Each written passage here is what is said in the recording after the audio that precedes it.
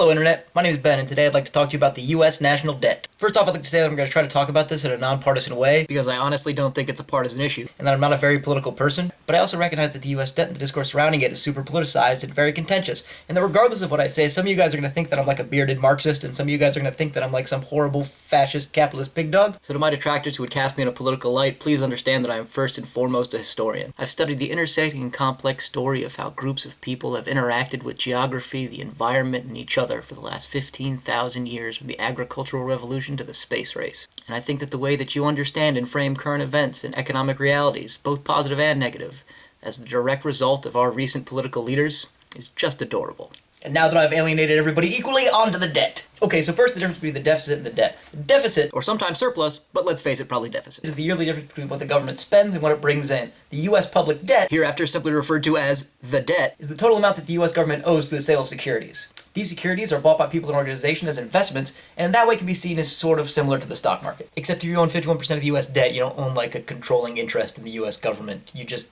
probably have a really poorly diversified investment portfolio. Because, and I can't stress this enough, the US government is not a business. Okay, so now on to who owns the almost $17 trillion in US debt. China. No, but thanks for your input, me wearing a different hat. Actually, the biggest single holder of US securities is the United States government itself, with about $5 trillion worth of the US debt. Now, why does the US government invest in its own debt? Well, for the same reason everybody else does. It's a really stable investment, more stable than gold is right now. So the US invests in US securities for things that need like a really well-diversified investment portfolio, like Social Security funds. It needs that as a stable investment base because like if the US lost all the Social Security money on a stock market crash or some other bad investment, like not to understate the issue or anything, but it would be bad. Quick side note, I know there's a lot of people out there who want to go back to the gold standard, but that's a really bad idea for a lot of different and complicated reasons. Also, money is already tied to the value of goods and services. Like, if there was twice as much money tomorrow and there was the same amount of stuff, yeah. So okay, the US government owns about $5 trillion of the US debt, but who owns the rest? China? Still know me with a different hat. Actually, the next biggest chunk of the US debt is owned by American individuals, organizations, and states who hold it for the exact same reasons I mentioned before. It's a really stable investment. Actually, only about 30% of the US debt is owned by foreign investors, and who owns most of that? China? Actually, you're right this time, me with a different hat. China has a slight lead over Japan about who owns the most US debt, with China having about 1.2 trillion and Japan having about 1.1 trillion. After that, there's about a dozen or so countries with between $250 and $100 billion in the game, like the UK and Taiwan and Brazil. It's almost like the countries we have the strongest economic ties with have the biggest investment in our securities. Weird. Then there's everybody else with about another $1.1 trillion total. All told, if you include Hong Kong and mainland China, China owns about 9% of the US total debt.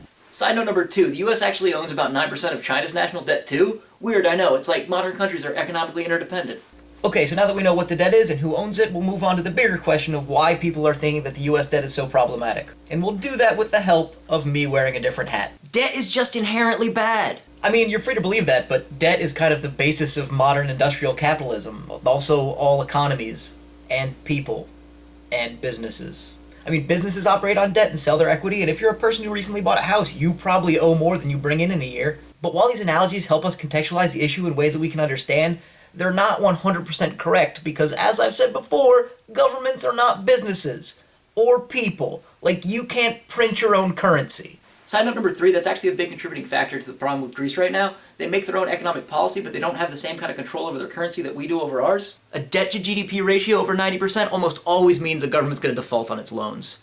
To be fair, me with a different hat, there is some historical evidence to back that up. Hundreds of governments in the past have defaulted on their loans, and most of those were preceded by a 90% or higher debt to GDP ratio. But that's probably not going to happen to the US for a number of reasons. Namely, it's because the world economy is all super invested in the US economy, and as long as global markets rely on the US, it's functionally impossible for the US to be in a position where it would have to default on its loans. Also, there have been times historically where the US debt has been higher than 100% of its GDP. For instance, after World War II, the US debt was 114% of its GDP, and that preceded one of the biggest expansions of the economy in US history. Side note number 4, this is a really good example of what's known as Keynesian economics, but I don't want to talk about deficit spending or economic theory, so you just have to look it up yourself. If interest rates go up, this debt's going to be very expensive to service. Good point, me with a different hat. While it's technically true that higher interest rates can result in the kind of debt spiral that Greece is currently experiencing, that's not going to happen here. Like I mentioned before, the world economy is so interconnected with the US economy that the world economy would have to radically change the way it was organized for the US to ever find itself in that kind of position. In fact, US treasuries are seen as such a stable investment right now that it's driven the federal funds rate, that's what the interest rate on US securities is called, down to lower than the rate of inflation. This is called negative real interest rates, and it means that investors are essentially paying the US government to take their money. And that's one of the big reasons that the debt's so high right now, is because our debt is so super cheap because of low interest rates.